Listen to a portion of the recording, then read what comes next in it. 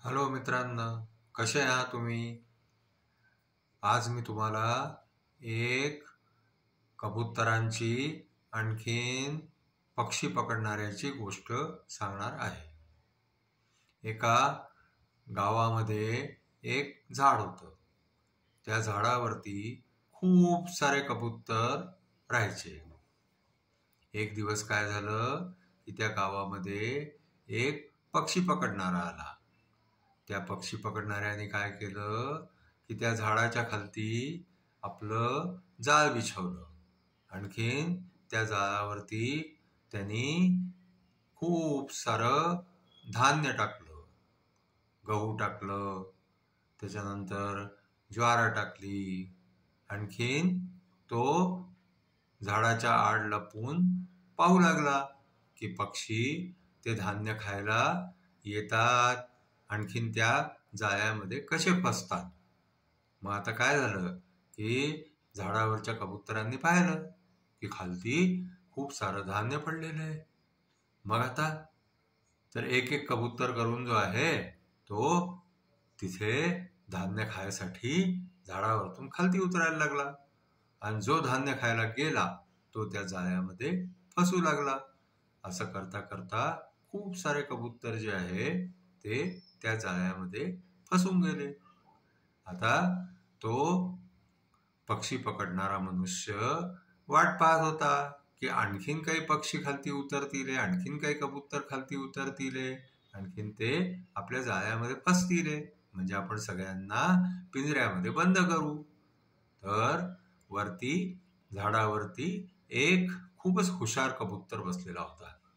त्यांनी पाहिलं की अरे, हे धान्य खालच्या लालचमध्ये हे सगळेच्या सगळे कबूतर जे आहे ते त्या जाळ्यामध्ये जाऊन फसून गेले.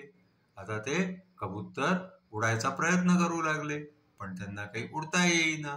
त्यांचे पाय त्या जाळ्यामध्ये फसून गेले होते.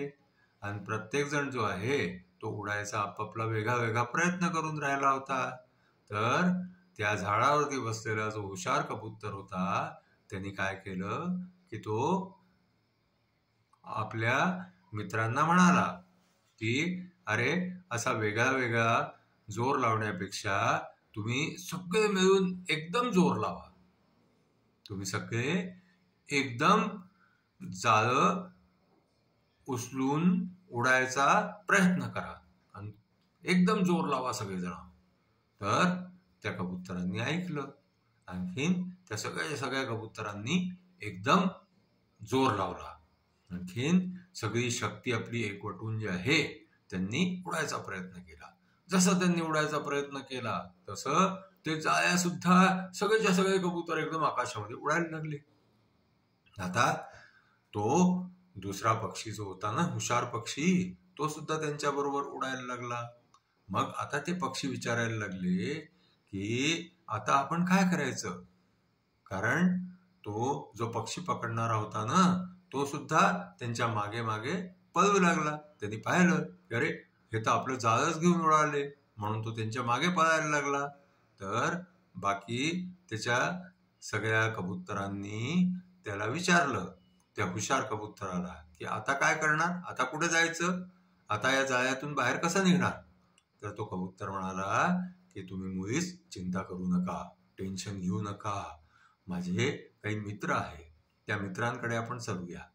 ते ह्याचा निश्चित जे आहे ते काही ना काही आपल्याला मदत करतील. म्हणून ते कबूतर सगळेच्या सगळे उडत उडत उडत उडत खूप दूर गेले. आणि तो पक्षी पकडणारा मागे गावातच राहून गेला. मग ते बाहेर गेल्यानंतर गावाच्या ते सीधे जंगलामध्ये गेले. आणखीन एका ठिकाणी तो हुशार कबूतर जो होता ना तो त्यांना म्हणाला की आता सगळेजण इथे खालती उतरा. सगळेच्या सगळे जमिनीवरती खालती उतरले. तर तिथे काही उंदीर जे आहे ते जंगलामध्ये खेळून राहिले होते, इकडे तिकडे पळून राहिले होते. तर तो जो हुशार कबूतर होता त्यांनी त्या उंदरांना म्हटलं की मित्रांनो, माझी मदत करता का. तर ते म्हणायला लागले, काय मदत करायची तुझी. तर म्हणे, माझे खूप सारे मित्र जे आहे, माझे साथी संगी जे आहे ते असे जाळ्यामध्ये फसून गेलेले आहे, तर त्यांना तुम्ही मुक्त करता का? तर ते म्हणाले, हो, आम्ही करतो ना. करून ते सगळेच्या सगळे उंदीर जे आहे त्यांनी मिळून ते पूर्ण जाळं कतरून टाकलं. आणखीन ते सगळेच्या सगळे कबूतर जे आहे ते त्या जाळ्यामधून फ्री होऊन गेले. आणखीन ते सगळे त्या हुशार कबुतराच्या जवळ पोहोचले आणि त्यांनी त्याला थँक्स दिले. आणखीन तो म्हणाला, जो हुशार कबूतर होता तो, की सगळ्यांनी मिळून जर शक्ती लावली तर आपण कोणतंही काम करू शकतो. एकटा मनुष्य कोणतंही काम नाही करू पावत. सगळ्यांच्या शक्तीमध्ये, एकतामध्ये खूप सारी शक्ती आहे. सगळ्यांनी एकट्ठी शक्ती लावली की मोठी मोठी कामं जी आहे ती सोपी होऊन जातात.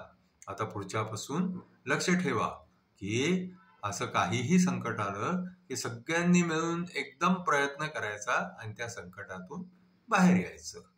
आता मॉरल ऑफ द स्टोरी, आजचा आपल्या गोष्टीचं मॉरल आहे की एकतामध्ये शक्ती असते आणि त्या शक्तीचा उपयोग आपल्याला करता आला पाहिजे. धन्यवाद.